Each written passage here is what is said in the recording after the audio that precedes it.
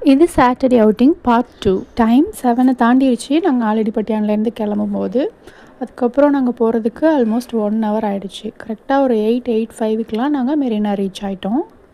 வீக்கெண்டில் மெரினா போனால் எப்போவுமே செம்ம க்ரௌடாக இருக்கும். ஆனால் இன்றைக்கி வீக்கெண்ட் மாதிரியே தெரியல, மெரினா மாதிரியே தெரியல. அவ்வளோ எம்டியாக இருந்துச்சு.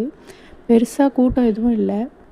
ரெயின் அலர்ட்லாம் கொடுத்துருந்ததுனாலையோ என்னவோ தெரியல, பெருசாக கூட்டமே இல்லை. அங்கே எம்டியாக இருந்துச்சு. சரி, நம்ம வந்த வேலையை பார்ப்போம் அப்படின்ட்டு விண்டோ ஷாப்பிங் ஸ்டார்ட் பண்ணியாச்சு.